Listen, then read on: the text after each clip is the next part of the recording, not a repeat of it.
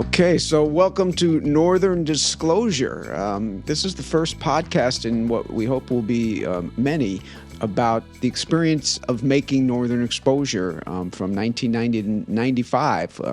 It's going to be hosted by my beautiful colleague here, Janine Turner, and myself. We've been talking about doing this for quite a while, so we're both really excited to be doing it, mainly because both of us get besieged daily by people saying they want to know more about the show. They want to go back and revisit it. They want to reboot. They want to hear what it was like. And so Janine and I have, gotten together, and we're gonna do this, and we're gonna bring you great guests. We have a whole bunch of people who were attached to the show originally, and they're going to be coming in on the weekly, and we're going to talk about the show. And then we think we might even try to do a kind of a fan segment once we get rolling here with subsequent episodes, where we'll bring on a fan and they can talk to us about it. So anyway, Janine, you look beautiful. How you doing? Oh, thanks, Rob. This is what we say in Texas. I got dolled up. You doll up well. I think you said that to me on Northern Exposure. It's like, wow, Connell, you clean up well. Remember that line? I did. And then I said, "What? You look very clean." Yeah, right. It's like clean. Thanks, Fleischman. Yeah. But I'm thrilled to be doing this with you, Rob. We've been working on this for about a year. This is exciting. We're finally doing it. And so Rob and I both watched the pilot episodes last night, and we were texting each other back and forth. Rob actually said, "Can you talk?" Because we were so excited about watching it again. And then he had watched it before and then I started watching it, and I was texting him like, "Oh my God, you're so funny. Oh my God, look at Barry like rappelling down off the side of his cabin." I mean, it really was. And I texted everybody on the Evergreen, Rhapsody team here. I'm like, you all must watch the show. I promise you'll end up with a smile on your face. Let me ask you something. That I think I remember, because I was there. I think that was a stunt man rappelling down the side of the building. You don't have to tell people that. I think it wasn't Barry. No, you do. That's Barry. Why we're here. That's why we're here. They want to know. We want to believe it was Barry. The scoop. Well, hey, when I was in Cliffhanger, I did a lot of my own rappelling, just saying. But okay. So we had a stuntman, very good. But the fact that, Rob, you were so good. You were so good right out of the gate. Right out of the gate. I mean, you and I were talking last night about the writing, but my gosh, Rob, you played it to perfection. And I think you and I came to this Northern Exposure at exactly the same age. We were both on the same plane when we arrived. We were both New York actors, theater actors, and we both really, really cared about our work. I want to ask you, because I came to the show as a method actress. So I was really trying to build like layers and layers of onions of emotion. I don't know what your training was, but we really cared about our work. Yeah, I mean, I don't know. Method is a fungible term. I think it gets kind of misused. So, I do as much as I can to be as believable in the work as possible. But the thing that was interesting, I remember, when I read the script for Northern Exposure, I had been doing a lot of theater for about a decade, and I had been on a lot of short lists for TV shows. I had done one other show where I was a secondary or third character, and it didn't last. But so I was starting to get considered for a lot of shows and reading a lot. And when I read the script for Northern Exposure, it read like no other TV script I'd ever read, nor did it seem like it would be a TV show I'd ever seen before. And so I got very excited. And then when I started to key into Joel, per what you said, it felt like a real fit. Like I just got him, I felt like I understood him, and I kind of started from there. When you read it, what do you remember what you're feeling? Well, I think that, I was just so desperate for work. It was like I had $8 left. I had $8 left in my name. But God is great, because I had been holding out for I had been saying no to bikini roles, which is all women were really offered in television at that time.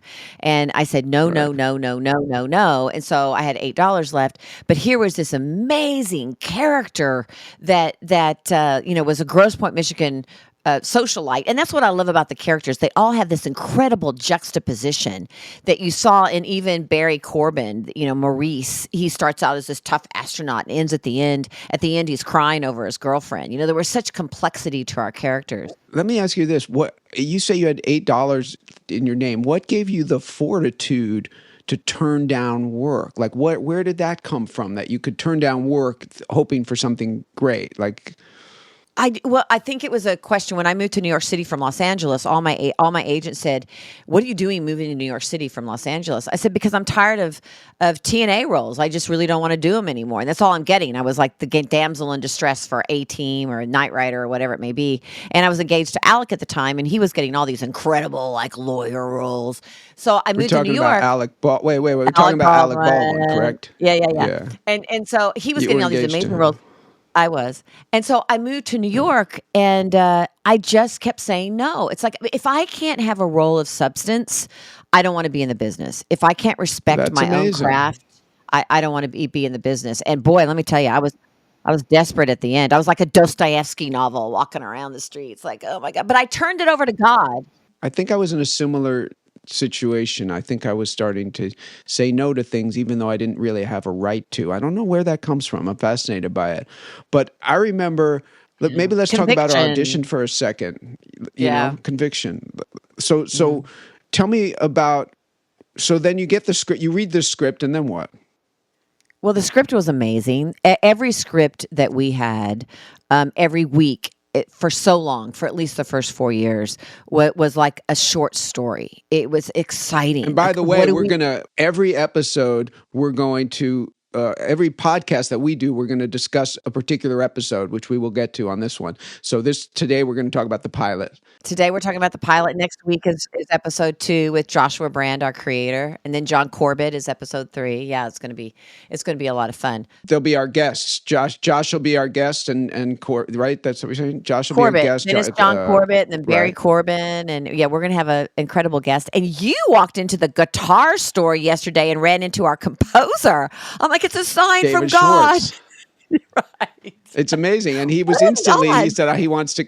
He said he wants to come on the show. So we'll get everyone, everyone we can. I think we'll get. I want to hover on that for just a minute. I mean, what are the odds that you and I were prepping the show and you walk into the guitar store and see David Schwartz, who you haven't seen in probably 30 years or something, right? Wait, it's more than that. We were literally texting like 30 seconds before. And I walk in the door. I think I just hit send on my last text to you. Walk in the door of True Tone, which is my local guitar store, and and David's looking right at me. It's so weird that I look at those as signs from God. So this is a lot of fun.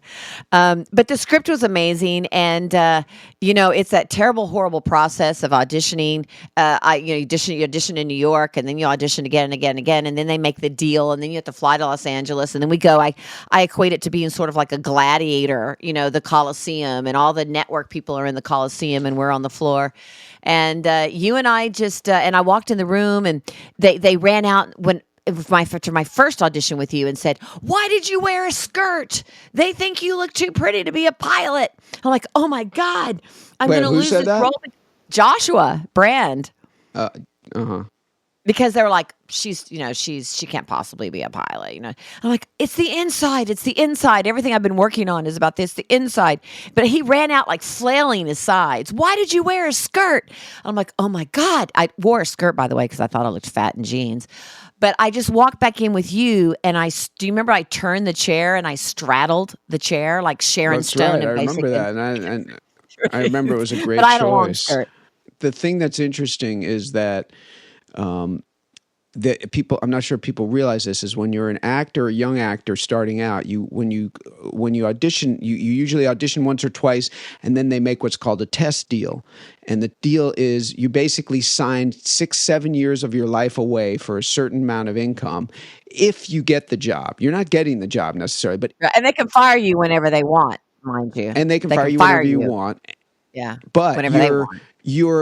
you're in a, both of us were, I was in debt. Janine was, down to $8, and we had to make this deal for 7 years, or not even be allowed to go to the test. So obviously we both made the deal and we tested. But I read in New York for Josh and John Falsey, who was the co-creator of the show with Josh Brand, Yeah, God bless him. who's passed away.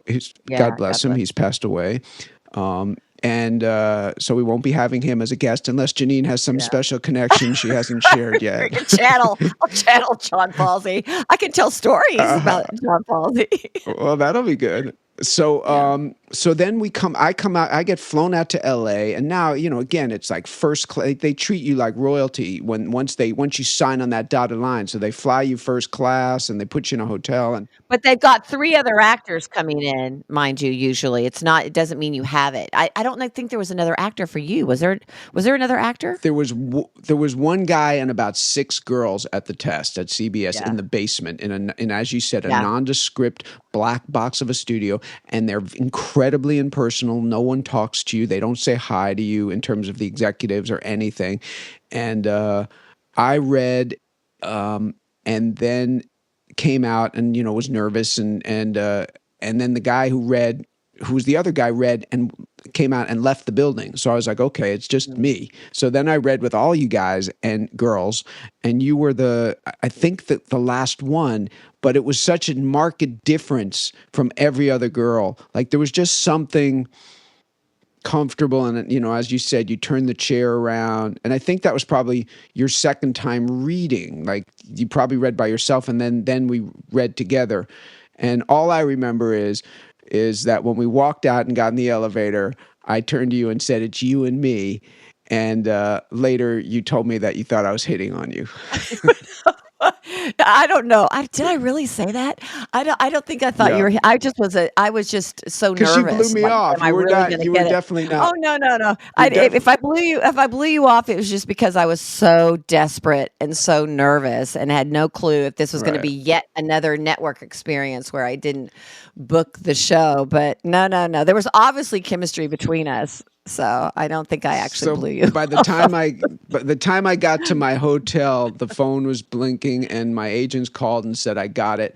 And I just remember so clearly getting up on that bed, and I could see all the way out to the Pacific Ocean in the distance, and I just jumped up and down for I don't know, it felt like eternity, just screaming, I'm out of debt, I'm out of debt, I'm out of debt. Because the cool thing about Northern Exposure was there was no pilot. It was 8 episodes off the bat, right? They were going to put it on in the summer. Rare they didn't believe in it. They were burning off a time slot. They had to fill a time slot, and they put this show on that no one believed in.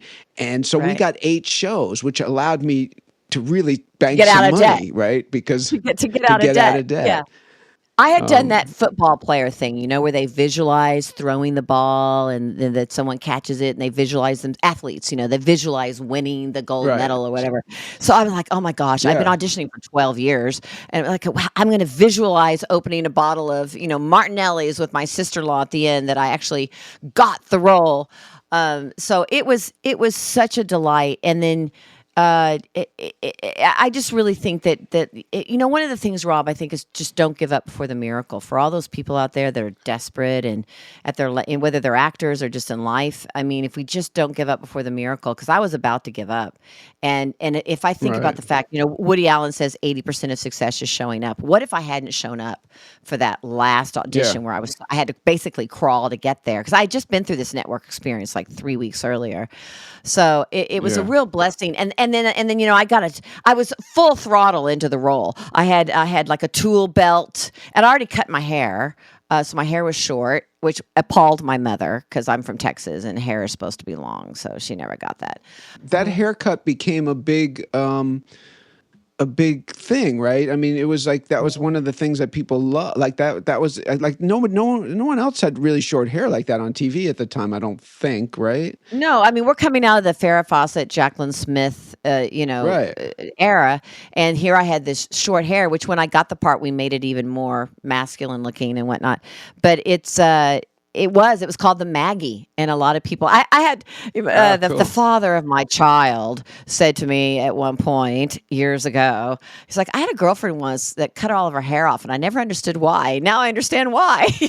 It was like the Maggie. Everybody was cut. They were cutting their hair, but that's what was cool. Is because you can shine through your femininity can shine through in all kinds of you don't have to be in a bikini, you don't have to have your hair all flipped back and whatnot. So it was really amazing. It was really amazing, and It's I a great loved work, and point. all of us were there, like an acting troupe. We all had to move to Seattle, and you and I flew. I just want to tell a story. You and I flew on the same plane because my first plane, I was in first class in this first plane, and oil kept coming through the vents, and we had to keep going back. We went back to the gate and back to the gate, and I said, "I'm off. I'm off this airplane." And I got on another airplane, and you were on that airplane. So you and I literally flew. Here we were.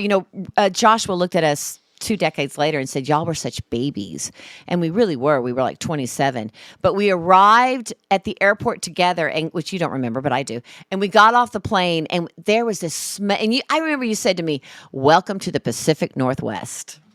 You know what I remember specifically about this? I remember instantly being hit with this fragrance that I always, it's Hmm. like a sense memory. And whenever I go back there, it reminds me of that first time where there's something because there's so much green there and there's so much precipitation that the air is kind of sweet. And I remember that. And I remember It is. getting off the plane and thinking, wow, the air is sweet. It is. It smelled beautiful and fragrant. I loved Seattle as soon as I got there. There's just something kind of magical about it, and there was something.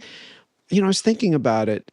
That what you're talking about arriving and getting off the plane, and there was something I was even vaguely conscious of a kind of magical thing going on there between all of us coming together in the service of something that felt special and had a charm to it. And as we all met, like I remember we came to the first read through. You do, Oh, if I people remember don't the know, first read through.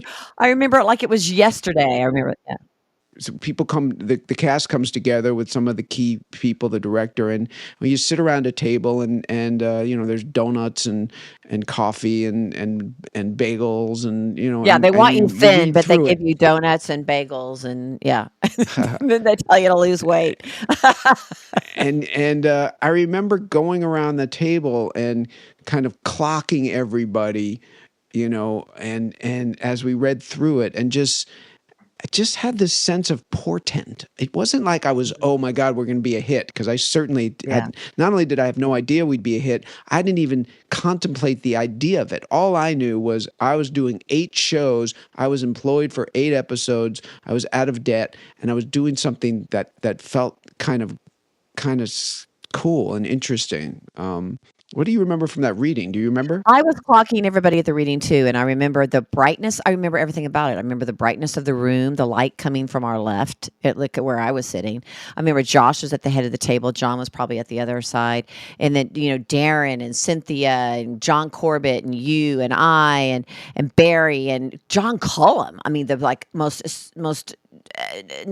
award-winning, Broadway actor, and there we all were, and I think that it was. I felt the same way. I thought, wow. And then I remember Josh talking about, we're thinking about having a moose going through the opening credits, and the network really doesn't want us to do it, but we want a moose to go through the opening credits. And you talked about that it was a summer series, and that gave us the opportunity and our creators the opportunity to experiment, to quote Freud and Young and play crazy music and have a moose going through the front and to have this woman who chops her own wood and whatnot. It was we could be experimental because everybody thought we were just going to be over. It didn't matter. It was The filler. moose was the moose was interesting. I don't know if people know this, but you can't train a moose, and so they had to fence off the entire town to shoot that Mhm. opening credit sequence because they had to make sure that the moose didn't get lost. Morty the moose, who's passed away, by the way, so he's with John Well, it's been a Falsey. lot of years. It's Um, been a lot of years. yeah. Yeah, yeah. And we've lost Peg Phillips and we lost Diane. Did you know we lost Diane? Yeah. Yeah, she was so Diane, incredible. She was she played, what was her character's Maurice's name? girlfriend, Maurice, the What sheriff, was her the name? police I officer. I know. don't remember. What We'll was get her? to it. Right. And we'll get to it. She I was don't. lovely. But she was funny. She was so funny. So God bless all of them. But I knew something special was going to happen. And then when you watch the pilot, it's like the magic. I remember showing up even on days off because I was so excited in my little tool belt because I was this landlord, and whatnot, and my hiking boots we had to wear old 1980s high-waisted jeans and things. But I would show up and just to be there on the set because it was just the evergreen and the magic. But Rob, I got to tell you, when I watched that pilot, you were so good right out of the bat, and even in the writing and the directing, it'll be really fun to have Josh on next week because in the opening, the writing, if it's not on the page, it's not on the stage, right? So we have to start with the writing, but your delivery, even starting on the airplane, and then you get into that office. But what's so funny is the little quirky things that we did. We never sat and talked. Right, everything was always moving, and the chair of the man who's telling you about your commitment to Alaska, he's sliding back and forth in his chair. On his wheels on the chair, he slides over here and he slides back and he slides over there and he slides back, and it was those little sort of idiosyncrasies that just made the show incredibly special every moment.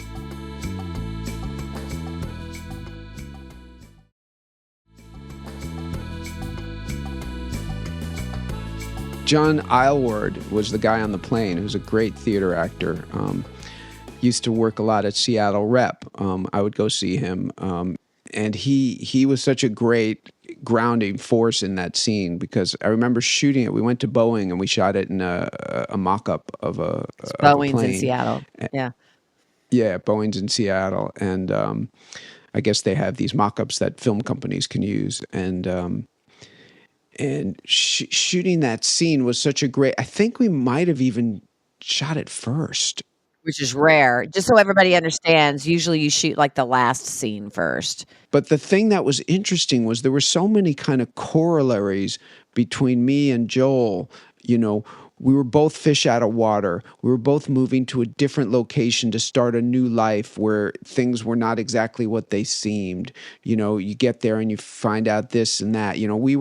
That first year, we were shooting 6 days a week and 7 days an episode. So we would shoot Monday through Saturday and then the following Monday, and then we would move on to the next episode. And so, and in the first, I don't know, probably most of the first season, I was in almost every scene, and so I couldn't catch my breath. I remember actually thinking I'm going to die because there was no time to relax. Like I couldn't get my breath. Right. And Joel speaks in these huge monologues and he has these medical jargons that I didn't know. I would literally go home at night, sit on the floor after 12, 14-hour day, sit on the floor, pull out the medical encyclopedia and almost cry trying to figure out how am I going to make sense of this, and then come back the next day, and then I'd have one day Sunday to kind of catch my breath, and then halfway through Sunday I'd have to be working on Monday. So we couldn't think. We couldn't think. We couldn't think, and I remember when we came back the second season and they said, "Oh, we're going to be on a normal schedule," which was 8-day episode, 5-day weeks. It was like heaven because I could We could have a Saturday and a Sunday. Yeah. I didn't know how I would get through it.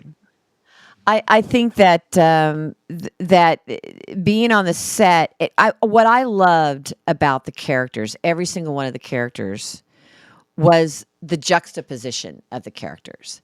And you said you had a lot in common with Fleischman, and I think when you go into those auditions, you're bringing so much of your own life history that people just sort of kinetically and telepathically pick up where you are in life, And here I was trying to be taken seriously, to not be to not be just this everybody look at the exterior. And Maggie O'Connell was like that, leaving from Grosse Pointe, Michigan, where she was a socialite. She decided to move out to Alaska, and she flew her own plane, and she killed her own deer, and she sawed her own wood, and she fixed her plumbing. And do we know why she left I Michigan? don't remember. I don't remember why, but it's probably very similar to what I was doing. It's like there's got to be more to life than socialites, and I certainly didn't want to be a Dallas socialite. I left Texas, but Right. the great scene when I walk up to you and you think I'm a prostitute, right? That I'm hitting on you. Right. And I turn to you and say, I'm not a prostitute. I don't know, you jerk. What do I say to you? I'm not a prostitute. You I'm say your I'm not a hooker. landlord. I'm not a Right. hooker. I'm not a That's right. hooker. I'm not a Right. hooker, you jerk. I'm your landlord. And that was so cool because here was this juxtaposition where if you looked at me, you might think, but really I was the landlord. And I was gonna carry your wood and fix your plumbing and all that. And it was this sort of and you look at when you watch the show, Darren was so amazing. I mean, Darren in that long hair and here he comes and he's this simple guy and he leaves you stranded in the truck. It's interesting that, first of all, Darren's blonde, right? And they dyed his hair black for the show. And it took him a second. I remember it taking him a second to find the character. I don't think he quite found him, for a couple episodes, which is not unusual. I don't know. I thought he was pretty on spot. I thought he was on spot in No, that I think if you opening. ask him, He might have felt that way because I can look at my performances and think the same thing. Because we're like acting troops. We get better and better and better because we have that opportunity, unlike a movie where it's just sort of one chance.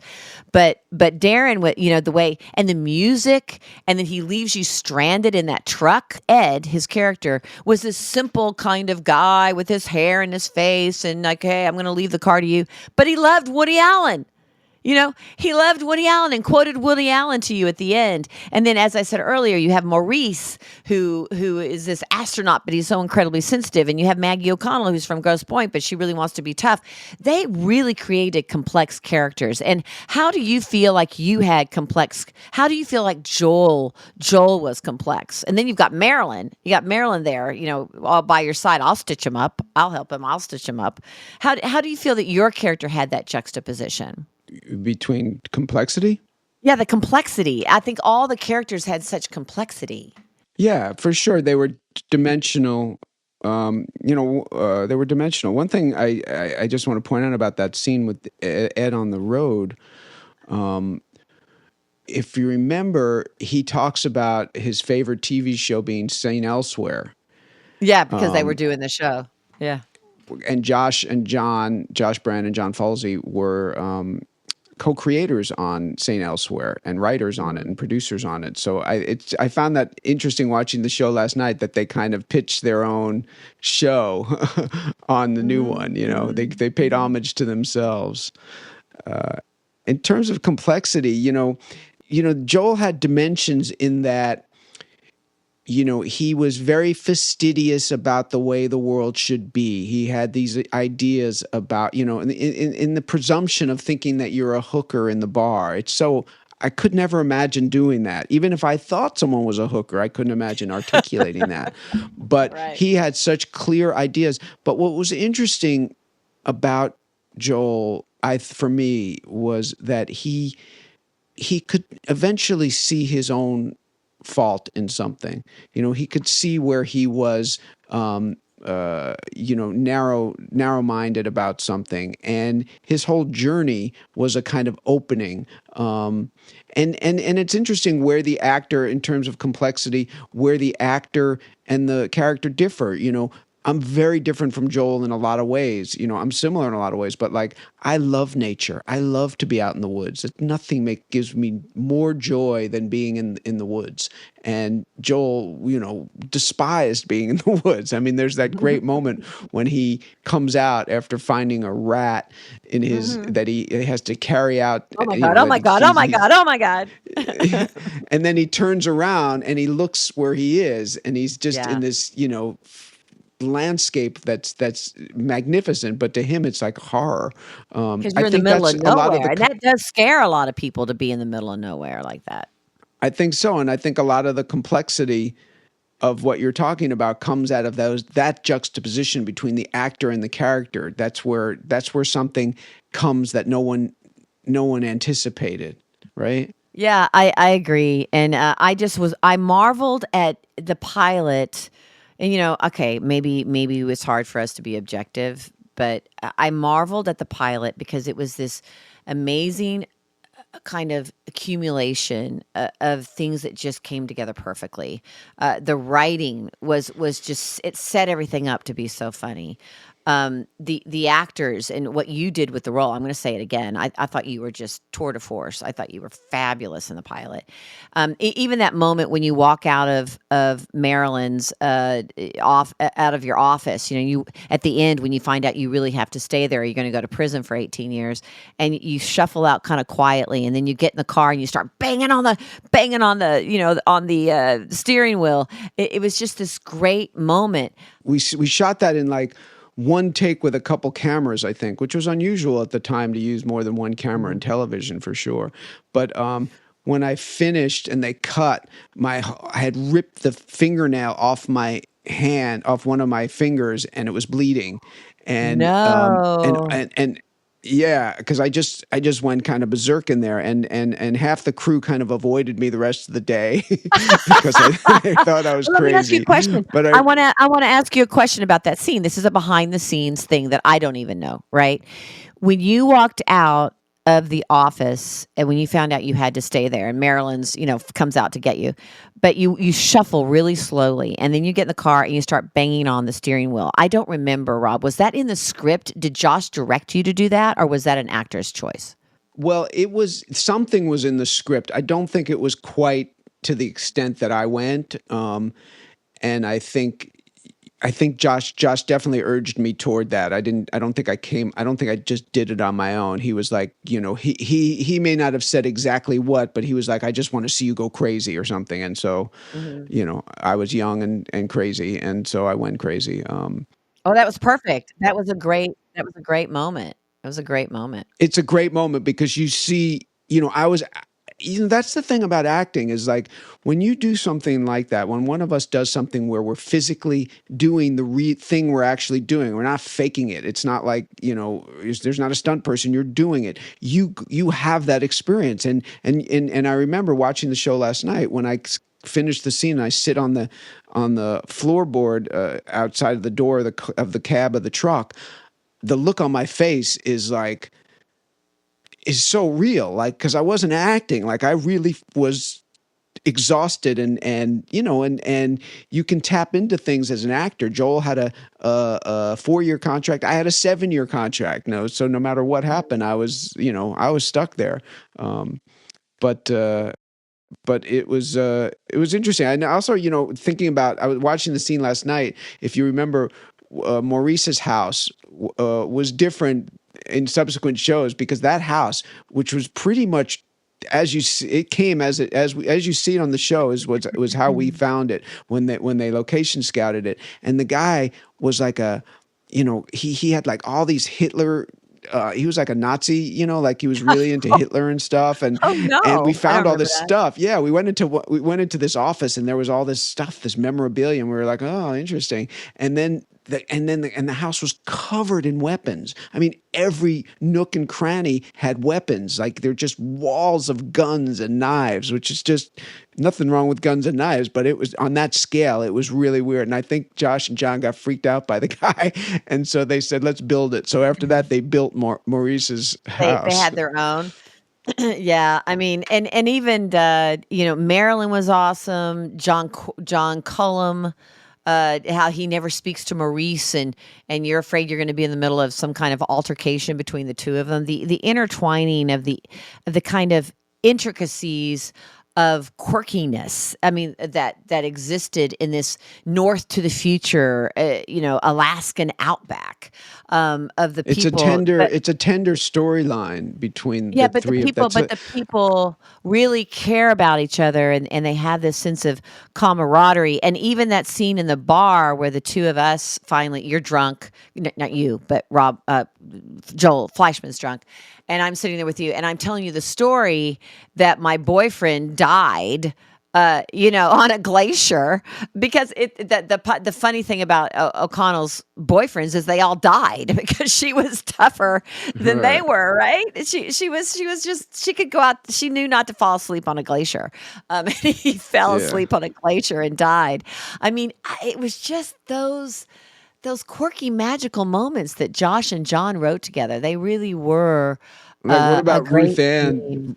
Ruth Ann saying to me in that scene, I come in and ask for a bagel and a schmear into the deli, and What's a she's like, bagel? "What's a bagel?"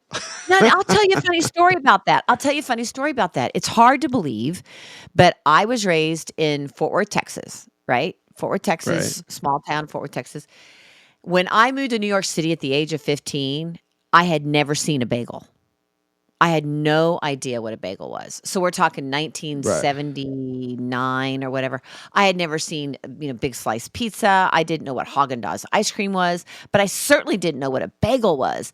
And that's what's hard for all of Right. us to believe today with this sort of, homogeneous quality where everything is everywhere and everybody has everything. But the fact that she didn't know what a bagel was, right? That's just the This is small funny, but you town you make a good flavor. point. You make a good point. I guess they weren't everywhere, Yeah. Well, but now the, they yeah, are. I Now love they that. are. But it's such an idiosyncratic thing to say. It's just such an and along those lines, like Darren, in that same episode, I'm examining an actor that the guy who played his name was Art LaFleur, the actor who plays the one of the two couples that she keeps shooting him Yeah, and yeah. I have to Stabbing take them. care of him, and I'm examining him, and Darren just walks into the exam room and just stands there, Mhm, mhm, which is just so mhm. perfect. Well, and It's just Marilyn too. so So Darren's character Ed, he never knocked ever. He would just arrive. He right, would just sort of be there. right. And then Marilyn would always be right there, like, "Do you want me to stitch him up?" And my favorite thing, which is coming, it wasn't in the pilot, was like, "Do you have a call on line 2?" And you always would say to her, "We only have one line," But the fact that Marilyn was able to be there, and all the characters were just so rich, and I have to say, it was amazingly cast. But what I got a kick out of and what John and Josh were able to do, which made the show so special, is they tapped into humanity. I think we live in an environment today where everyone's like, you must behave perfectly. And if they don't, leave them, walk away, let them, all these social media things. It's like people have to behave perfectly or leave or let them, and all these therapists and whatnot. Right. Or But cancel you get there, culture and all that. cancel culture, but also just like if someone like has any sort of humanity, you must leave. And in this outback of North to the Future, which I think should be one of our slogans on this 110 episode journey that you and I are on, because it North was to the like future. I love that was that. the last line of the show. But you had this couple come in where she keeps shooting him, and then at the end they're crying, and you try to be the intermediary, and they're crying, and they're saying you try to get them to communicate with one another. And there was this great line. She says, "If I don't kill you," and she's crying like she loves him, obviously. And she's like, "If I don't kill you, I don't know what I'm gonna do." Right. Great line. That's a No, great it cuts. line.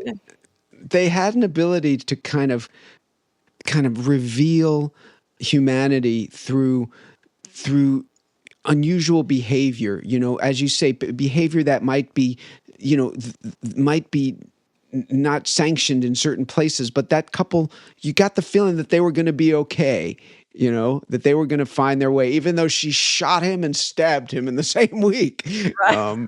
which I'm not, is clearly not something anyone We're should not do, but advocating that. We're not advocating right. any of this. Disclaimer. But it just talks about the humanity. When they got to the depth of the humanity that they really loved each other and they could no longer communicate with each other. And that, of course, obviously doesn't mean you shoot or stab anybody. But I mean, it was just that the way they could tap into humanity. And your character, you were, everybody in the end was a good person. We were all Absolutely. fallible. We were all fallible. We all had mistakes, but we all were good people. And the fact that Maggie O'Connell's boyfriends died, and she kept those little, later you'll see she had those little dioramas, to kind of honor all Oh of her yeah. dead boyfriends. Let me put it this way.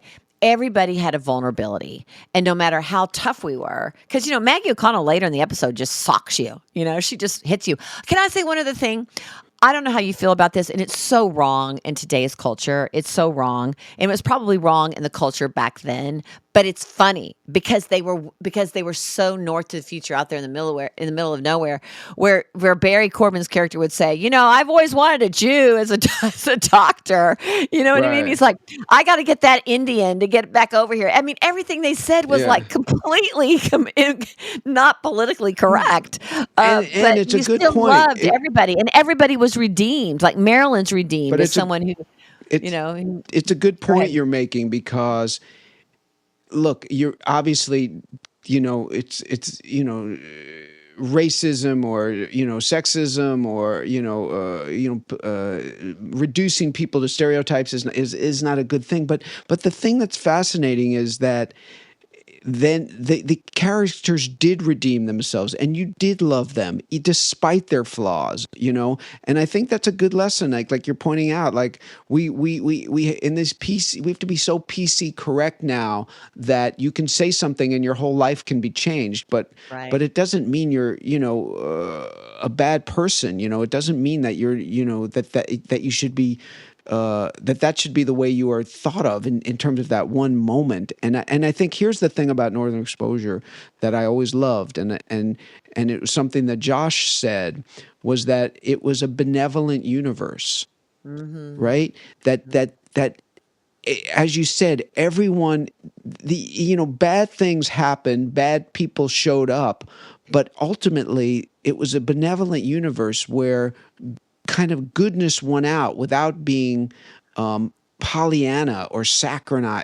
It was there was something refreshing about knowing that you could be flawed and still be redeemed.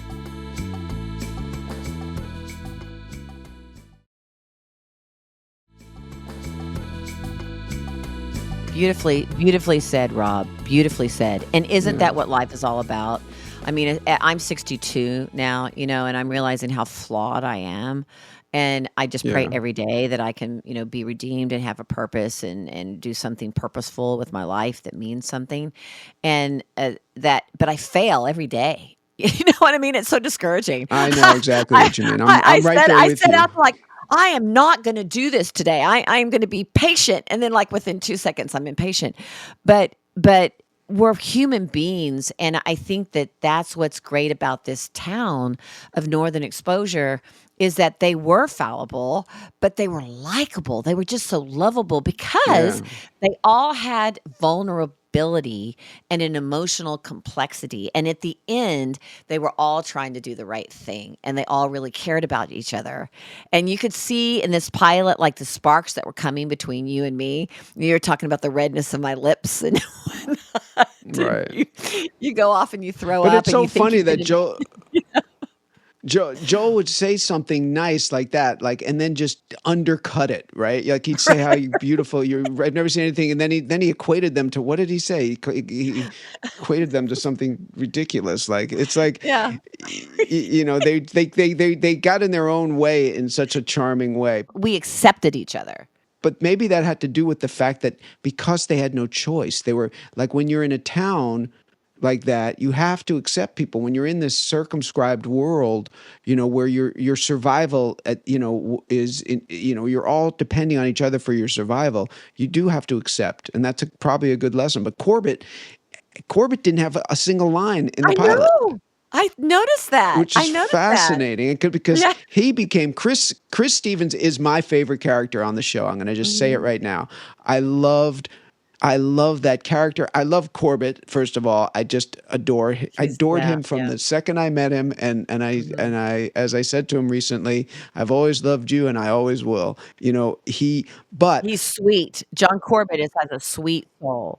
he has a sweet soul. I don't think Mhm. they thought that character was going to amount to much. And it's a real testament to John that he kind of came in and they gave him a little and he made a lot with it. And then it grew and he became one of the most beloved characters on the show. And you know And why? It's because we could be true to the choices we wanted to make. He wanted to wear headbands. He wanted to have his hair long. He wanted to do, he wanted to be kind of a hippie. And sometimes they fought him on that. Like, you need to cut your hair. And he's like, no, I want my hair to be long. And so they let us, which they sort of changed later, but I mean, they let us this is what I think is a life lesson as well. Let people bring to the table their idiosyncrasies and their insights and their visions and their talents. Let it be a collaborative experience. And I think in the Yeah. beginning they allowed that to a certain extent. And Corbett Tell just me, brought that kind of raw innocence, but also they learned that they could use John Corbett to say whatever philosophical thing they wanted to say. I mean, right, Corbett which was became so the cool. mouthpiece of like Plato and Aristotle and Jung and Freud, and they could use John Corbett's quirkiness to be a mouthpiece of this kind of higher enlightenment. And I think the show had an element of higher enlightenment. And again, here's the interesting thing. You talk about, the complexities of characters and contradictions between the actor and the character. John is not an intellectual, or at least he wasn't. He didn't often know some of the references he was speaking to, but his soul and his heart are wise, and the combination of that with the cerebral things that they had him saying made for something special. And again, I feel like one of the unique features of the show was there was not a show at the time, that dealt with the issues and the themes, spirituality, metaphysics, philosophy, literature, art. These were regular occurring themes in our show, and that was That was unusual for before the television, internet. and And it was before the it was internet. before the internet. I mean, we had great Yeah, writers that thought of these things and could bring these things in. And I don't want to leave out John Cullum's complexity of what he brought with his Broadway experience to the depth of the character. That here was this simple bartender, that lived forever, that had genes to live to be 100, but he loved his wife. And then I don't want to leave out Cynthia Gary either, because Cynthia turned out to just be a treasure, because here she was, this kind of young thing that was the antithesis of Maggie O'Connell, but she brought a depth to it, and she brought a love to it, and a comedic aspect to it yeah. that was also really rich. I mean, I just think every character. She didn't have much to do in the pilot at all either. And I think if you're an actor now and you show up on a pilot and you don't have nothing to do, you think, oh, but the worst is going to come. But again, her character grew to be so beloved, and as you say, she brought so much charm, and she was beautiful, and she She was had a funny. quirkiness to her, She was and she was funny. Yeah. funny. And Cullum was like, I knew him from Broadway shows, having seen him, and he had such a kind of, it was, as soon as I started working with John, and the first scene I did with him, it was so easygoing, and I don't think I ever had a conflict with him, really, never about a He was a scene, we nice never, person. He's and a it was nice so easy to person. work with. He just went Yeah. with the flow. I think I can say that you and I did not go with the flow. You and I, Yeah, you and I. yeah, There's this book. I don't know what it's called, but you can like see what kind of character you are. And I think you and I are right, both challengers. You and I are both challengers. right, And but yeah, and we really challenged each other. We challenged everybody around us, and we really, really cared about our work. And that doesn't mean that John right. Cullum didn't care about his work, but he was just such a charmer, and he was so relaxed in who he was. And But you and I also, were there these trying to guys, find out who we were.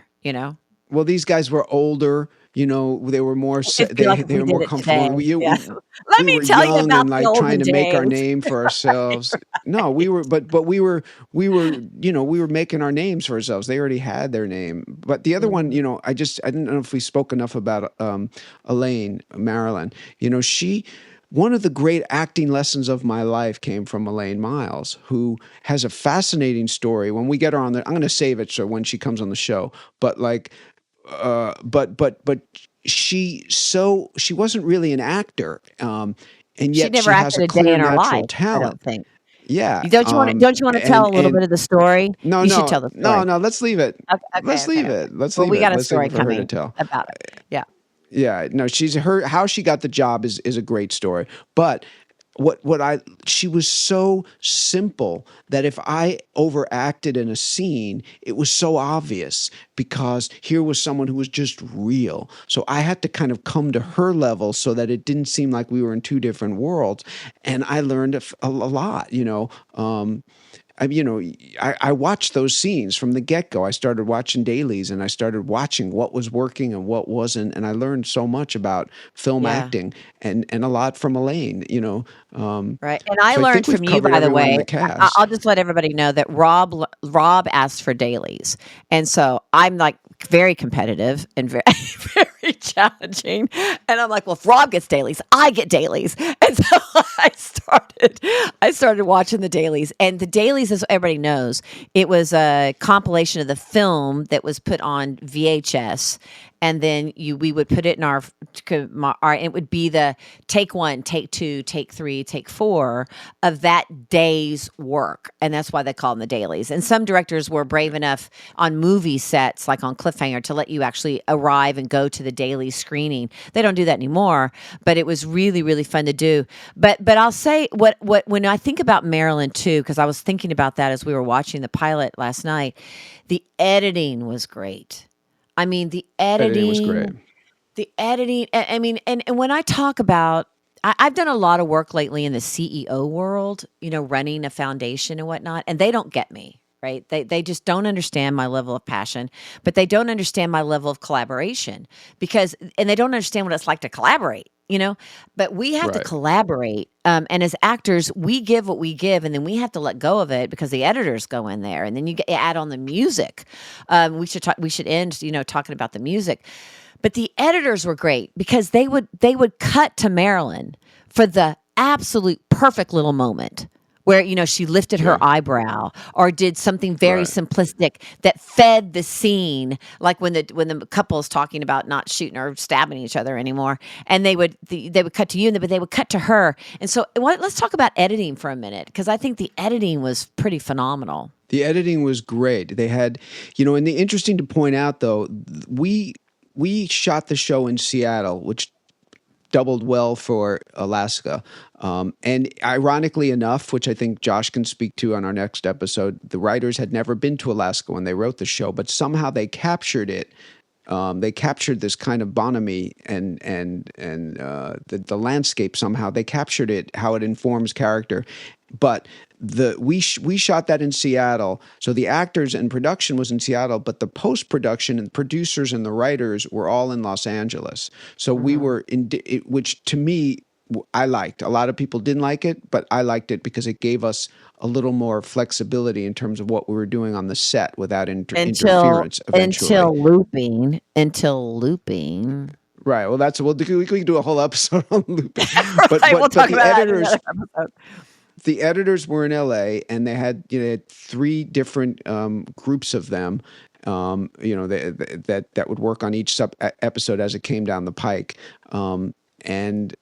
and they were great. And you know, Josh and John were very hands on in terms of they every script went through their hand. You know, no matter who wrote it or who got the credit, they did a pass on it before it went to the floor, so to speak.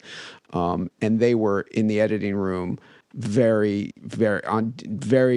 focused on every detail of the cut. And then, as you say, then we get to the music, which was one of the huge staples of the show. I mean, the guy named Martin Brucely, who went on to do the music for The Sopranos and was a bit of a genius, and one might say a large part of the success of the show could be attributed to Martin's ideas for music. I mean, if you Mhm. go through the episodes, it's just there's just endlessly cool music aside from the score that David Schwartz did, the Calypso theme song that, you know. Mhm. I just wanna interject right there to give an example. Darren's in the car, and he's driving you, and he's talking about what cassette tape to put in the car or whatever, VHS, whatever it was, and then it comes on, Right. Louie, Louie, doo doo, doo Yeah. doo.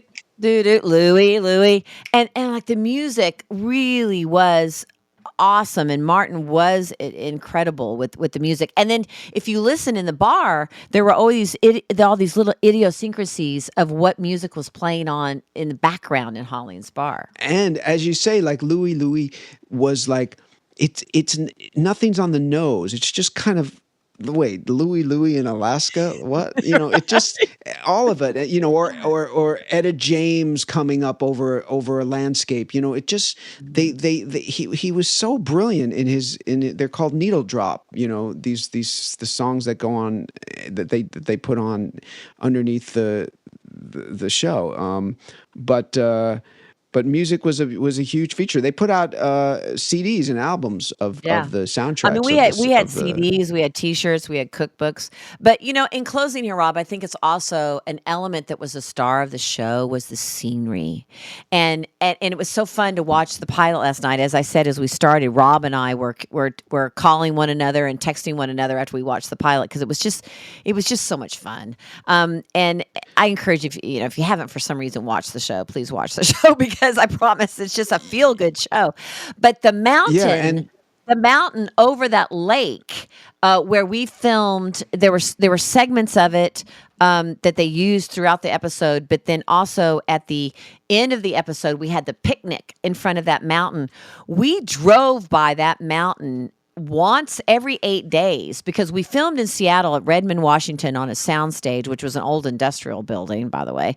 But then we drove every week and a half to Roslyn, Washington, and Roslyn, Washington was this old coal mining town, which we can talk about next week, like the brick.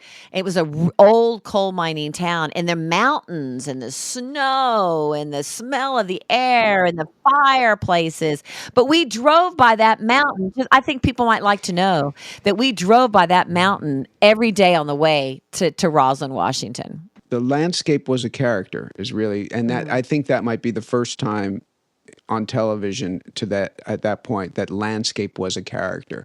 It was Mhm. integral to everything that was going on, was where these people were in that environment and how that informed them. So I think we've covered it. One thing that I look forward to getting to is we didn't talk a lot about the costumes, and the Right. set design, which was so Yeah. amazing. We'll get to that in Yeah. subsequent. Maybe we'll get And Mimi how they on. wouldn't everybody wanted to come be a guest star. All the pop big huge movie stars and everybody wanted to Right. come be a guest on our show, and they wouldn't allow them because they wanted to keep the integrity of the small town. But yeah, the costumes and we've lost her too, by the way. We lost Catherine. Catherine Bentley, but Mimi Mhm. Melgard, who was her second in command and my girlfriend for a while, Yeah. she did a great job, and then went on to Grey's Anatomy for 15 Mhm. years.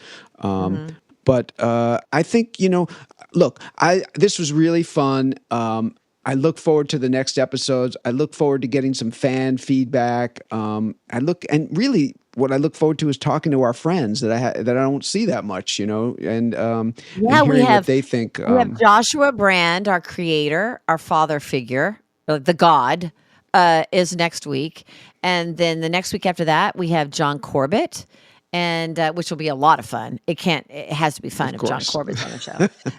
And then we have Barry Corbin, who's gone on. Also, he had a career before and a career after. He's been in all kinds of Academy Award winning movies, and after that, we'll get Cynthia and Daring, and then we'll get David Swartz and music. It's just going to be a great experience to kind of relive this. And I've heard a lot of people who've never seen the show before that have now reached out to me and binged the whole thing, or younger generations. I'm so happy, and thank you Amazon Prime Video for picking up the show, and to Universal Studios and all the work that you and I both have independently done to bring this show to Prime Video and to get it out there. And it's all over Europe, it's all over the world, it's in Israel.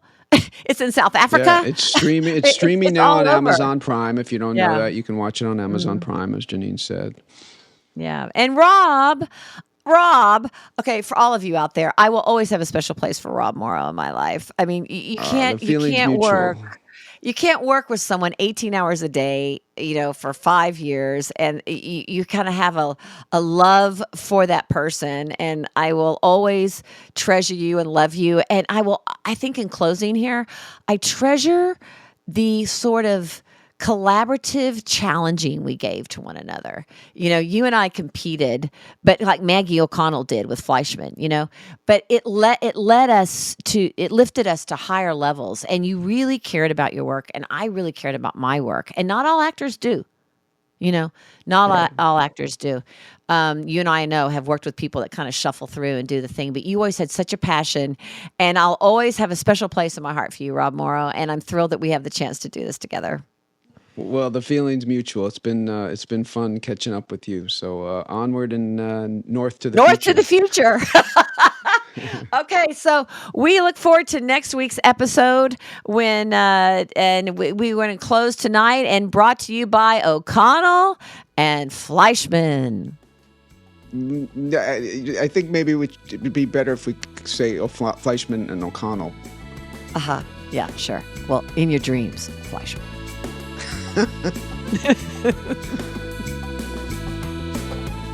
Northern Disclosure is a production with Evergreen Podcasts and executive produced by Paul Anderson and Scott McCarthy for Workhouse Media.